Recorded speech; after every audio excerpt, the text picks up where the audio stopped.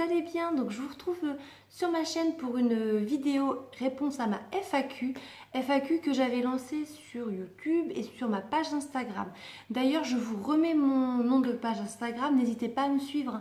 Je publie tous les jours pratiquement tous les jours des photos et des choses. Donc de toute façon, vous avez toutes les infos en barre d'infos. N'hésitez pas aussi, si ce n'est pas fait, à vous abonner à ma chaîne et puis à mettre un petit pouce bleu ou un petit pouce en l'air parce que ça m'encourage, ça me motive et ça fait plaisir. Je vois que ça plaît. Donc voilà, donc j'ai relevé 10 questions, donc ça ne devrait pas faire une vidéo trop longue, j'espère. 10 questions relatives à ma grossesse. Relatives à ma grossesse.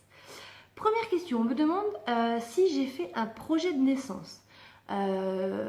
Donc non, alors pour ceux qui ne savent pas ce que c'est qu'un projet de naissance, un projet de naissance en fait ça va être une trame écrite de ce que vous désirez peut-être avoir pour votre accouchement ou pour votre séjour à la maternité et peut-être ce que vous ne désirez pas avoir. Mais vous le faites par écrit en fait et vous le donnez le jour où vous arrivez à la maternité. Donc moi je n'en ai pas fait pour ma troisième grossesse, ni pour ma deuxième, ni pour ma première, je vais y arriver.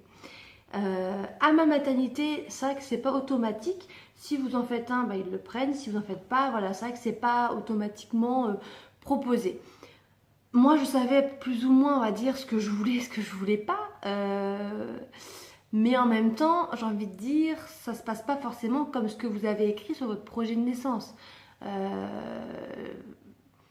Je sais pas, en fait, il y a des personnes qui doivent mettre dans leur projet de naissance qu'elles refusent la césarienne, mais arrive un moment, je pense qu'on n'a pas forcément le choix. Donc du coup, je sais pas, je me dis, est-ce qu'on peut refuser une césarienne dans un projet de naissance? Oui, je pense, mais est-ce qu'on peut vraiment aller jusqu'au bout dans ces cas-là? Si on accouche en milieu hospitalier, c'est pas forcément possible. Donc voilà, moi j'ai pas fait de projet de naissance. Je savais plus ou moins ce que je voulais, donc ça a été clair. J'ai pu m'exprimer et le dire en arrivant. Mon mari était au courant aussi. Donc si vraiment j'aurais été incapable de parler, il aurait pu parler pour moi aussi. Hein. Mais voilà, donc ça s'est très très bien passé. Là pour cette troisième grossesse, ce troisième accouchement, c'est sûr que j'ai des souhaits, j'aimerais bien. Donc j'ai mon mari, quand j'arrive, hein, je vais le dire. Donc voilà, je voudrais aussi la péridurale.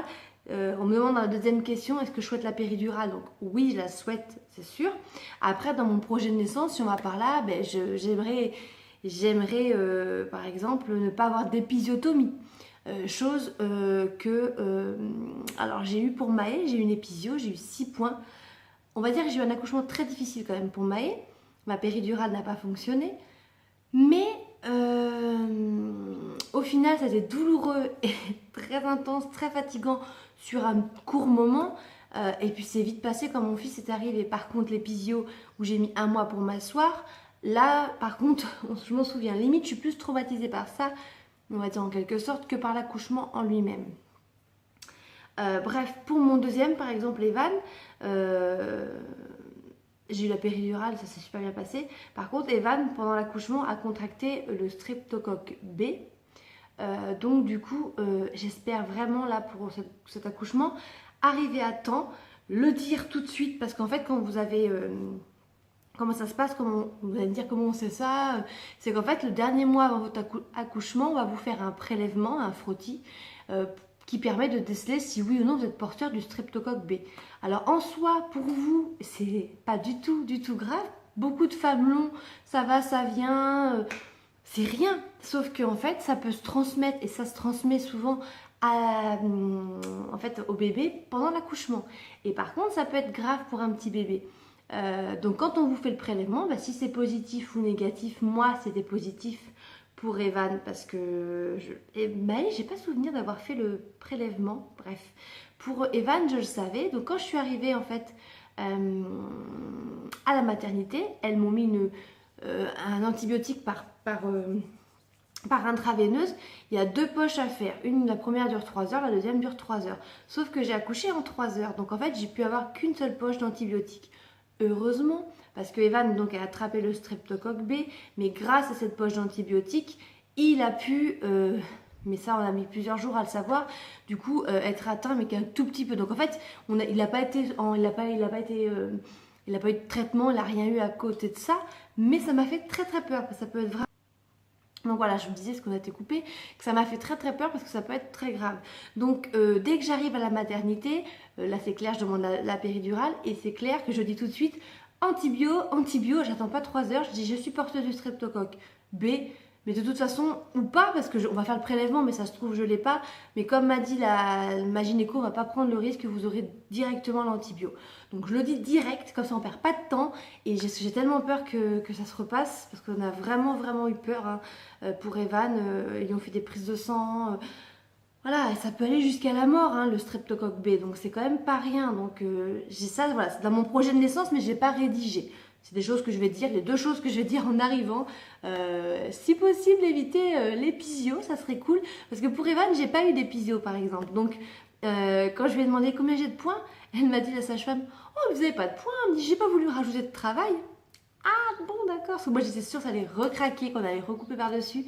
Donc là je vais leur dire, si vous pouvez éviter l'épisio, ça serait super. Parce que c'est vrai que pour Evan, 2 heures après mon accouchement, j'étais debout, je me baladais, je gambadais en pleine forme. Pas pour Maë. Deuxième question, donc on demande si je prenais la péridurale. Donc oui, je vais la prendre. Après, est-ce qu'elle va marcher ou pas j'espère. Je pense qu'en même temps, elle n'a pas marché pour Maë parce que comme le bébé s'engageait mal et puis qu'il commençait à fatiguer, ils m'ont fait un peu bouger et je pense que ça a fait bouger le cathéter. Pour Evan, je suis restée mais immobile, je voulais pas bouger parce que j'avais tellement peur que ça marche plus. Et par contre, ça a super bien marché. Donc là, je vais faire l'élève modèle, c'est pareil. Une fois qu'elle est posée, je ne bouge plus, quoi, du moins le moins possible. Troisième question. Est-ce que je vis ma grossesse différemment des autres du fait que je n'ai pas eu de traitement, que je suis tombée enceinte naturellement? Alors, est-ce que je la vis différemment? Je dirais que non. Elle a été différente, c'est sûr, cette grossesse. Moi, je ne la vis pas forcément différemment. Elle a été différente. Enfin, le premier trimestre, je l'ai vécu différemment parce que j'étais tellement malade, chose que je n'ai pas eu pour les 2 premiers, que sur le coup, je me suis quand même posé la question de me dire, est-ce que ça ne viendrait pas parce que je suis tombée enceinte naturellement? J'ai demandé à ma gynécologue, elle m'a dit pas du tout, ça n'a aucun rapport. Elle m'a dit, le transfert d'embryon, c'est un transfert d'embryon, mais une fois que la grossesse est démarrée, ça reste une grossesse classique, quoi. Ça reste une grossesse, c'est un développement d'embryon, ça n'a rien à voir après avec le fait que vous avez eu une FIV. Donc, je me suis posé la question. Après, est-ce que je la vis différemment? Non. Je vous dis, à part le premier trimestre où vraiment j'étais pas bien et je me suis posé la question. Et puis, mais dans l'ensemble, je la vis comme les autres. Je suis très contente d'être enceinte, je vis très bien ma grossesse, j'ai des petits mots quand même. J'avoue que pour celle-ci, c'est un peu plus difficile physiquement parce que j'ai déjà 2 garçons avant qui sont quand même petits. Evan a 18 mois, Maë va avoir 4 ans. Là, on arrive en plus en plein dans la période d'été, donc ça y est, ils sont en vacances pour 2 mois. Donc je vais les avoir 2 mois H24 tout le temps. Donc je pense que je vais être fatiguée. Après, non, je la vis pareil. Je suis autant épanouie, je suis très contente. J'ai quand même hâte que bébé arrive parce que j'ai hâte de le voir et parce que je fatigue aussi. Puis que j'ai quand même hâte un peu de retrouver mon corps. Mais ça, je sais que à la fin de chacune de mes grossesses, j'avais cette hâte de rencontrer bébé et puis de retrouver mon corps parce que mine de rien, on est quand même un peu vite essoufflé, voilà, il n'y a pas à dire. C'est un poids énorme qu'on porte, mais à côté de ça, j'étais pas pressée parce que j'ai envie de le garder, parce que j'adore quand il bouge, même si c'est la fiesta tous les soirs et qu'il y a des moments, ça fait peur, mais voilà, donc en fait, je la vis comme les autres. Je vous dis, à part le début de grossesse qui était différent, mais je la vis pleinement comme les autres sans aucun problème. Ensuite, on me demande si je suis suivie par une sage-femme. Alors non, je ne suis pas suivie par une sage-femme. Je suis suivie par ma gynécologue, en fait, qui s'occupait de moi pour le service PMA, déjà pour Evan et pour Maë. Donc c'est elle qui me suit aussi pour cette grossesse-là. J'ai fait des cours de préparation à l'accouchement pour Maë et un petit peu pour Evan avec une sage-femme. Mais là, j'en ai pas du tout fait pour ce bébé, donc j'en ai pas fait, j'allais dire le prénom. J'en ai pas du tout fait parce que j'en ressens pas le besoin. Voilà, c'est mon troisième accouchement, je sais comment ça se passe. Voilà, j'en ressens pas le besoin. J'ai pas fait non plus la visite à la maternité. Je connais, hein, ça sera la troisième fois que je vais y aller, donc non. Donc je suis suivie par mon gynécologue. Cinquième question, est-ce que j'ai pensé à l'autonomie? Est-ce que je connais? J'ai envie d'éternuer, excusez-moi. Pardon. Alors, l'autonomie, oui, je connais. J'en ai fait un petit peu pour Maë. J'en ai fait 3-4 séances, mais en fait, on n'a pas continué parce qu'on n'a pas trop accroché. Alors, est-ce que c'était notre sage-femme qui, je sais pas, j'ai encore envie d'éternuer, je suis désolée. Eh ben, dis donc. Est-ce que c'est avec notre sage-femme était quand même gentil, mais est-ce que, je sais pas, je m'attendais pas du tout à cette approche-là de l'autonomie. Est-ce qu'on n'était pas, nous, assez réceptifs? Je sais pas. On a ni moi ni mon mari, pourtant moi je suis un petit peu plus open là-dessus, ni l'un ni l'autre on a accroché, donc en fait on a fait que 3 séances je crois, et puis on a arrêté en fait. Et on est parti sur des cours de préparation d'accouchement beaucoup plus classiques, mais super bien aussi. Sixième question, Maë et Evan ont-ils participé au choix du prénom? Ou éventuellement est-ce qu'on en a parlé pour le deuxième ou le troisième prénom? Alors, est-ce qu'ils ont participé? Pas vraiment en fait. On a, nous, préparé une petite liste, en fait on a choisi, il y avait 4 prénoms qu'on aimait bien. Mais c'était rigolo parce qu'on les... Bon, Evan clairement... Non, Evan clairement c'est non. Maë, on lui a dit les prénoms. Lequel tu préfères? Mais à chaque fois, il ne sortait pas le même. Ah oui, il aimait bien celui-là. Puis après, c'était ah, il aimait bien celui-là. Donc en fait, non, on n'a pas... On lui en a parlé, mais il l'a pas choisi. Et aujourd'hui, je ne vais pas vous cacher quand on parle du bébé, on l'appelle pas par le prénom. Forcément devant lui, parce que je veux pas qu'il dise... Et que je sais qu'il y en a qui essayent de lui demander comment il va s'appeler le bébé. Donc non, il l'appelle des fois Cornichon.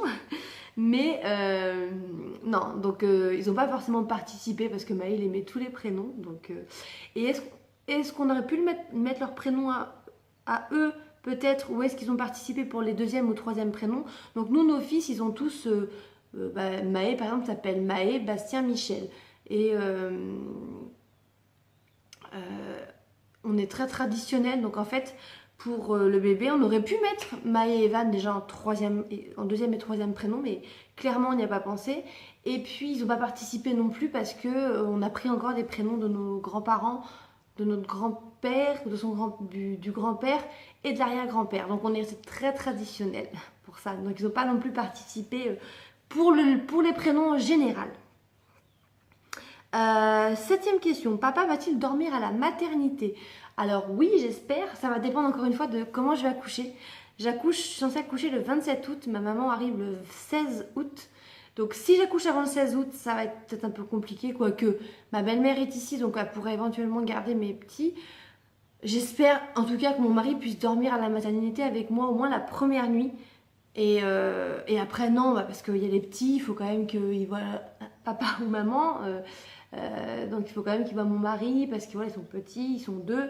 Et puis, mais j'aimerais bien au moins que mon mari puisse dormir avec moi, au moins avec nous, la première nuit. Ça serait bien. Après on verra. Sachant que pour Maë et pour Evan, il a dormi avec moi toutes les nuits. Ouais, toutes les nuits il a dormi avec moi. Donc c'était cool parce que j'étais pas toute seule. Ensuite, 8e question. Penses-tu à une 4e grossesse pour avoir une fille? Alors, cette question, on me la pose souvent, pas forcément même déjà sur YouTube ou sur Instagram, mais même dans ma vie de tous les jours. Les gens qui m'entourent, en fait, savent qu'on a un embryon congelé. Parce qu'à la base, c'est vrai que cette grossesse, c'est vraiment une grossesse surprise, une grossesse miracle. Nous, dans notre optique, dans notre idée, dans notre... projection, attendez, parce que j'ai un petit truc qui... Voilà. Dans notre projection, on s'imaginait vraiment que notre 3e enfant, on l'aurait avec cet embryon. Pas du tout, on s'aurait imaginé un instant que je puisse tomber enceinte naturellement. Donc, du coup, quand j'ai annoncé aux gens que je suis tombée enceinte, tout le monde m'ont dit ah ben c'est l'embryon. Il y en a qui m'ont dit vous avez sorti Miko du congèle?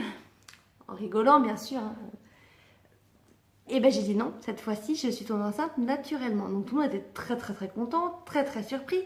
Mais tout de suite, pratiquement tout le monde m'a dit Et ben alors le quatrième, quoi, l'autre, vous allez en faire quoi? Ben j'ai dit pour l'instant, je pense pas qu'on va faire un quatrième enfant, c'est pas prévu, Voilà. Et tout le monde est surpris parce que tout le monde s'imagine, bah forcément qu'on va être, déjà trois enfants, c'est une famille nombreuse, c'est une grande famille. Tout le monde s'imagine vraiment qu'on va tenter ce transfert. Alors, comme je dis, comme on en a parlé encore hier soir avec mon mari, c'est délicat. Trois enfants, c'est déjà énormément de travail. C'est pas déjà, c'est sûr et certain, c'est sûr et certain que si on devait faire le quatrième, ça serait pas pour avoir une fille. Voilà, c'est pas, je me dis, je fais ce transfert pour avoir une fille. Ça, c'est pas du tout. Ça serait pas du tout pour ça. Que ce soit un quatrième garçon, ça me serait complètement égal. Attendez, je vais bouger parce que là, je commence à avoir des fourmis dans les pieds. Ça nous serait complètement égal. Ce qui nous pèse un peu aujourd'hui, ce qui peut même nous mettre des remords de temps en temps, parce que je me dis que quand les trois vont être là, ça va être sportif. C'est de se dire, ben pourquoi lui on lui laisserait pas sa chance, pourquoi on tenterait pas. Alors ça se trouve, le transfert l'implantation ne marcherait pas, ça irait pas, et puis voilà. Mais voilà, comme on dit, est-ce qu'on n'aura pas des remords dans quelques temps de se dire que on en a un autre avec un autre bébé. Mais voilà, moi ça me fait peur, c'est quatre enfants quand même. Là, c'est pour le coup, c'est un changement de vie, c'est un changement de voiture, c'est un changement de tout, puis c'est du boulot. Et moi qui veux reprendre le boulot, ça serait pas pour tout de suite, alors je sais pas. J'ai pas envie de dire non clairement, alors c'est sûr, non clairement, ce serait pas pour avoir une fille, hein, forcément, ce serait pas du tout pour ça, parce que si c'est un quatrième garçon, eh ben, on serait quand même très content. J'ai envie de dire non pour ça, mais par contre, je peux pas dire non à 100%, comme je dis, avec les imbéciles qui changent pas d'avis. Aujourd'hui, déjà, j'ai même pas accouché de mon troisième enfant, donc déjà, laissez-moi accoucher, hein. Et puis, laissez-moi perdre du poids, hein. Et puis voilà, je sais pas.